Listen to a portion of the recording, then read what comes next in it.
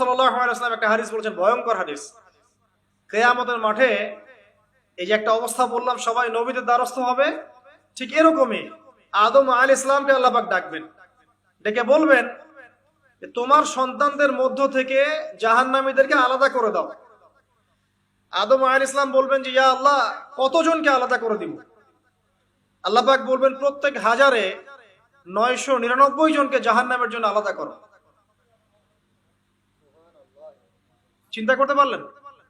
প্রত্যেক হাজারে 999 জনকে জাহান্নামের জন্য আলাদা করা হবে। হাদিসটা শোনার সাথে সাথেই সাহাবায়ে কেরাম রাদিয়াল্লাহু আনহু চোখ দিয়ে পানি ঝরঝর করে পড়তো। তখন নবী সাল্লাল্লাহু আলাইহি ওয়াসাল্লাম তাদেরকে বললেন যে তোমরা দুশ্চিন্তাগ্রস্ত হও না, কারণ জান্নাতে যারা যাবে তাদের মধ্যে আমার উম্মতের সংখ্যাই বেশি হবে। তবে সেই কাজ তো কিছু করতে হবে নাকি? সেই কাজের মধ্যে প্রথম যেটা আপনাদেরকে বলছিলাম, 5 ওয়াক্ত নামাজ আল্লাহর ওয়াস্তে জামাতের সাথে আদায় করুন। পারবেন না ভাই? আল্লাহ পাক তৌফিক দান করুন। যত পাপী হয়ে যাক, আবার উঠে দাঁড়ান।